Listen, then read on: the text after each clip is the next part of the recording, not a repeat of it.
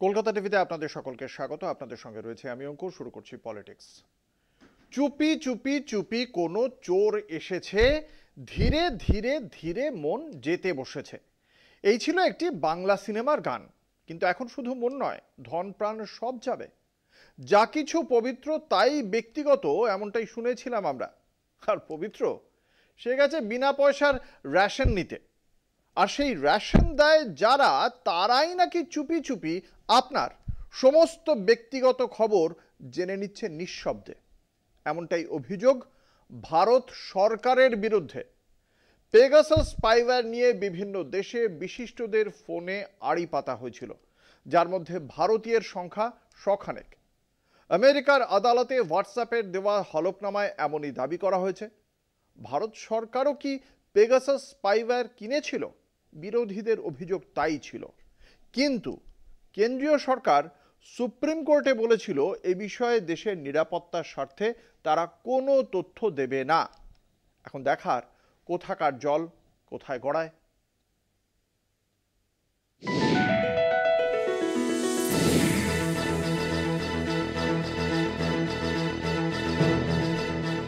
হোয়াটসঅ্যাপকে ব্যবহার করে ইসরায়েলের পেগাসাস স্পাইওয়্যারের মাধ্যমে পৃথিবীর বিভিন্ন দেশে নানা ক্ষেত্রে বিশিষ্টদের ফোনে আড়ি পাতা হচ্ছিল। আমেরিকার আদালতে হোয়াটসঅ্যাপের করা সেই মামলায় পেগাসাস কোম্পানি হেরে যায় 2024 ডিসেম্বরে। ভারত সরকারও কি পেগাসাস স্পাইওয়্যার কিনেছিল?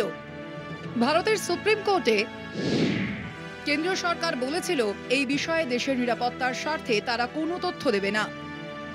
এতদিন পর আমেরিকার আদালতের মামলার নথি ঘেঁটে দেখা যাচ্ছে ভারতে 100 জনের ফোনে গোপনে আড়ি পাতার অভিযোগ সত্যি ছিল। মামলায় হোয়াটসঅ্যাপের হলফনামা থেকে জানা গেছে পৃথিবীর 51টি দেশের মোট 1223 জনের ফোনের হোয়াটসঅ্যাপে পেগাসাস স্পাইওয়্যার দিয়ে গোপনে আড়ি পাতা হয়েছিল। তার মধ্যে ভারতীয়ের সংখ্যা 100। সব থেকে বেশি আড়ি পাতা হয়েছিল মেক্সিকোয় 456 জনের ফোনে। দ্বিতীয় স্থানে ভারত 100 জন। এরপর Bahrain 22, Morocco 69, Pakistan 58, Indonesia 54, Israel 51, Spain 12, Netherland 11, Hungary 4, France 7, ইংল্যান্ডে 2 এবং আমেরিকায় 1 জন। ভারতে বেশ কয়েকজন সাংবাদিক, বিরোধী রাজনৈতিক নেতা, সরকার বিরোধী কিছু মানুষ অভিযোগ করেছিলেন তাদের ফোনে পেগাসাসের মাধ্যমে আড়ি পাতা হচ্ছে। সেই অভিযোগ সুপ্রিম কোর্টে যায়। তথ্য না দিলেও মোদী সরকার আড়ি পাতার সব অভিযোগ অস্বীকার করেছিল। 2021 সালে ভারতের সুপ্রিম কোর্ট অভিযোগকারীদের ফোন পরীক্ষা করে দেখতে একটি বিশেষজ্ঞ কমিটিকে দায়িত্ব দিয়েছিল।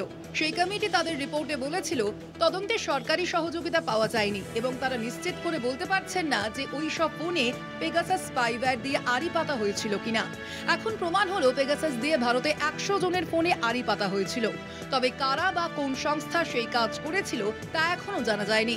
যদিও পেগাসাস প্রস্তুতকারক সংস্থা একাধিকবার দাবি করেছে তারা কোনো ব্যক্তিকে স্পাইওয়্যার বিক্রি করে না, কেবলমাত্র ক্ষমতাসীন সরকারের সঙ্গেই তারা ব্যবসা করে।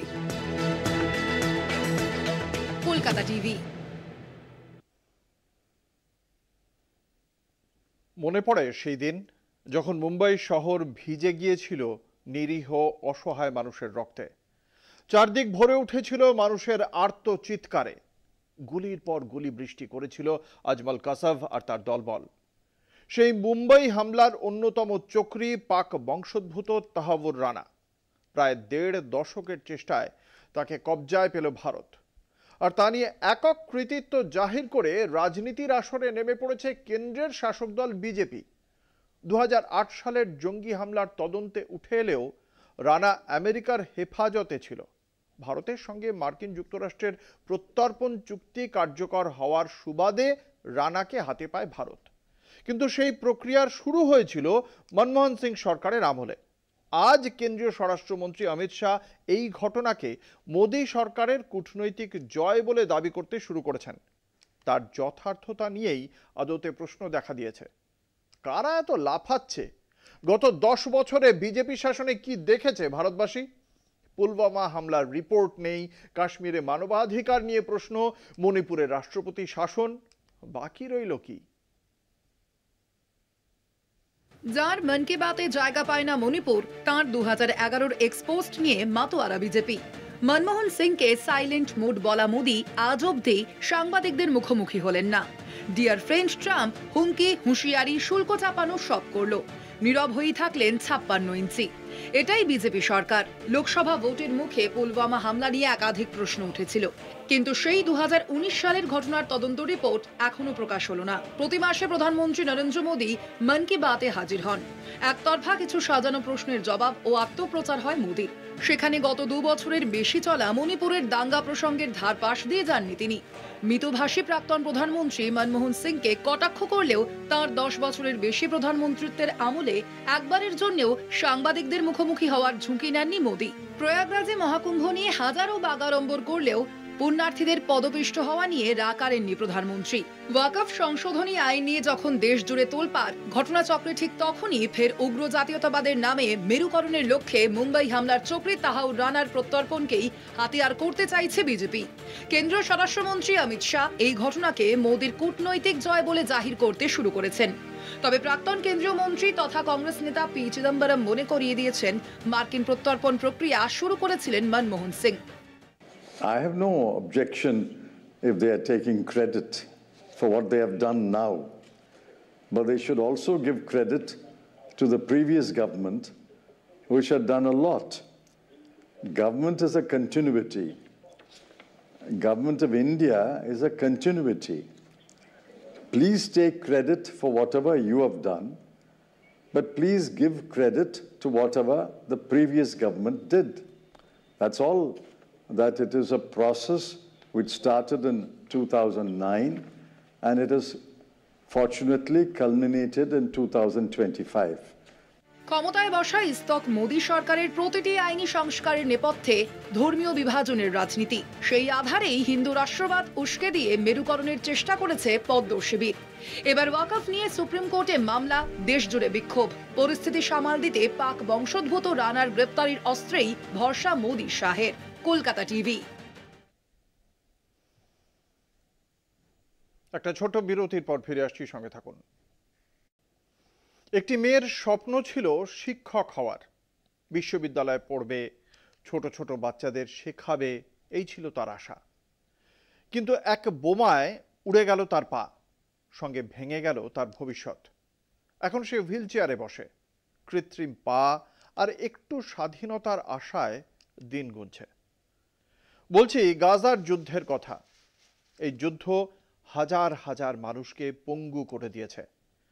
ছোট ছোট শিশুরাও রেহাই পায়নি। কারো পা নেই, কারো চোখের আলো নেই, কেউ খেলতে পারছে না, কেউ হাঁটতে পারে না, চিকিৎসা নেই, ওষুধ নেই, শুধু অপেক্ষা। শেষ নেই তার।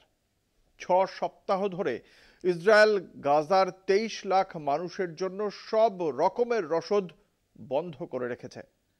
বছরের শুরুতে সাময়িক যুদ্ধবিরতির সময় যে সামান্য খাবার মজুত ছিল, তাও প্রায় ফুরিয়ে এসেছে।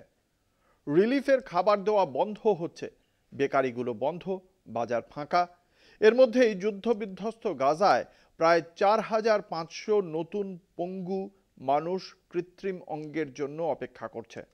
কিন্তু ইসরায়েলের অবরোধের কারণে গাজায় এই প্রয়োজনীয় চিকিৎসা সরঞ্জাম পৌঁছানোই বড় চ্যালেঞ্জ হয়ে দাঁড়িয়েছে, জানিয়েছে রেড ক্রস।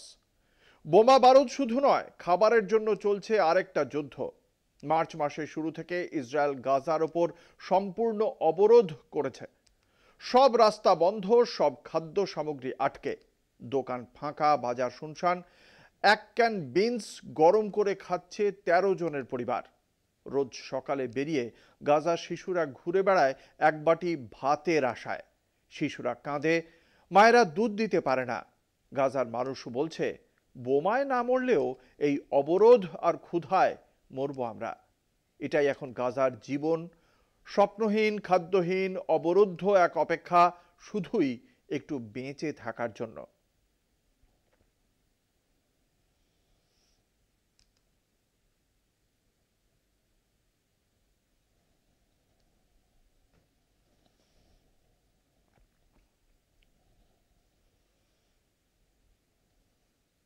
শুধু বড় লোকেরাই পড়বে, গরিবেরা নয়? স্মার্টফোন যাদের নেই, পড়াশোনা বন্ধ তাদের। আচ্ছা, স্মার্টফোনের দাম না হয় ঢের, কিন্তু খাতাপত্র? আপনি চলে যান সিধে কলেজ স্ট্রিট, দেখবেন কেজি দরে সস্তায় খাতা বিক্রি হচ্ছে। বইপত্র কিনলেও কমিশন বাঁধা। কিন্তু সেই খাতাপত্রেও কি হাত পড়বে এবার? পাটনা, লখনউয়ের একাধিক স্কুল বলছে খাতাপত্র কিনতে হবে স্কুল থেকেই, আর তার দাম 14,000 টাকারও বেশি। কোন দিকে চলেছে দেশ? খবর দেখুন, নিজেই ভাবুন।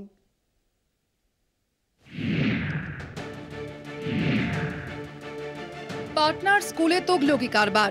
একটি বেসরকারি স্কুলে কেজি ও তৃতীয় শ্রেণীর বই ও খাতার জন্য দিতে হচ্ছে 14,635 টাকা। স্কুল থেকেই বই খাতা নেওয়া বাধ্যতামূলক। শুধু পাটনা নয়, লখনউয়ের একটি বড় স্কুলেরও একই ছবি। সেখানেও অষ্টম শ্রেণীর বই ও খাতার জন্য নেওয়া হচ্ছে 9,590 টাকা। পঞ্চম শ্রেণীর বই ও খাতার জন্য সেই টাকার অঙ্ক আরও বেশি। পঞ্চম শ্রেণীর জন্য ধার্য 6,000-এরও বেশি টাকা। এক কথায় শিক্ষা ব্যবস্থার নামে চলছে ব্যবসা লুট।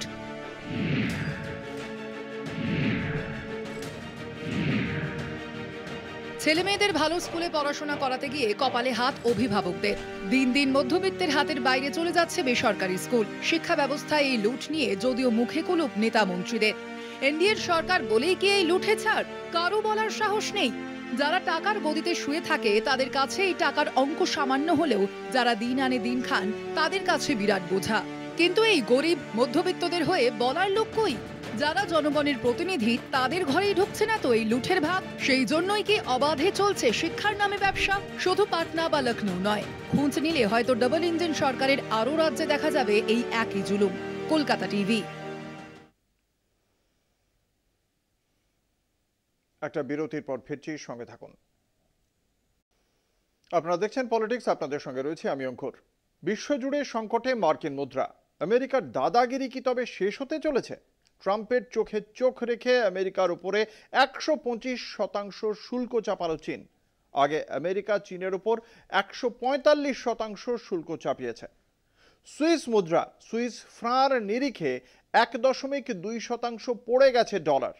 এটা 2015 সালের পরে সর্বনিম্ন। সর্বত্র ত্রাহি ত্রাহি রব, বেচে দাও যা কিছু মার্কিনি। আমেরিকায় চাহিদা তলানিতে মার্চে পড়েছে জিনিসপত্রের দাম, কিন্তু শুল্ক যুদ্ধের আবহে এপ্রিল মে মাসে মূল্যবৃদ্ধি মাত্রা ছাড়ানোর আভাস। এদিকে ভারতের অর্থনীতিও সংকটের খাদের মুখে। এদেশের বিদেশি মুদ্রার বড় অংশ ডলারে। ডলারের দামে অবাধ পতনে ভারতের বিদেশি মুদ্রার ভাণ্ডারে দেখা যাবে দুর্বলতার ছবি।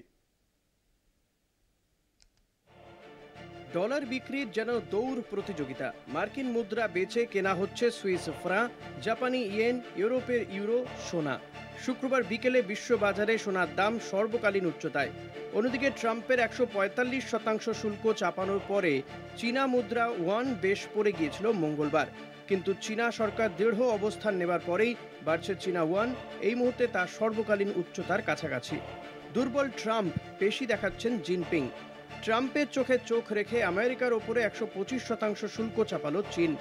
আগে আমেরিকা চীনের ওপরে 145% শুল্ক চাপিয়েছে। ইউরোপও মার্কিন শুল্কের বিরুদ্ধে পদক্ষেপ নিতে যাচ্ছিল।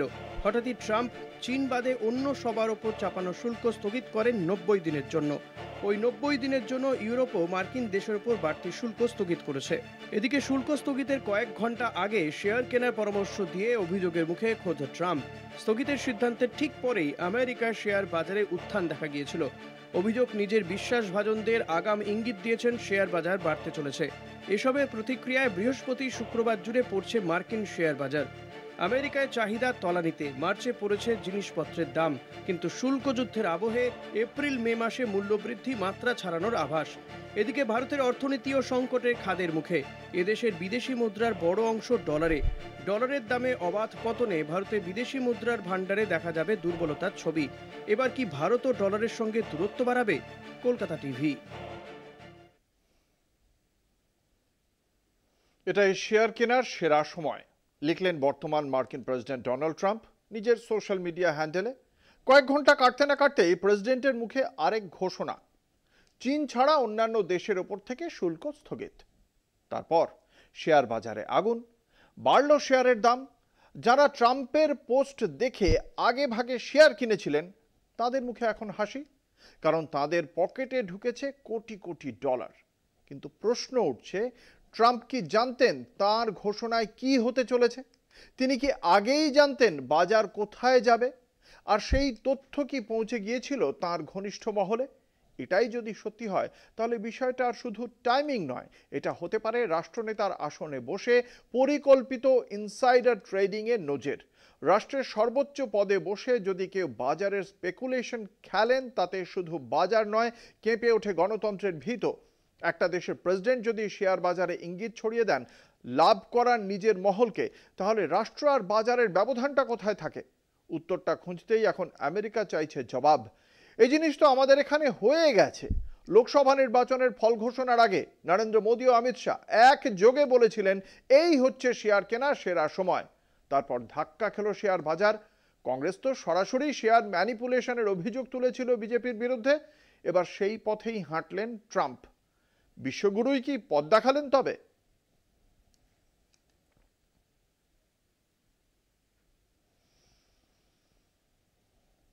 এখন এ পর্যন্তই। দেখতে থাকুন কলকাতা টিভি, রাত দিন 7 দিন।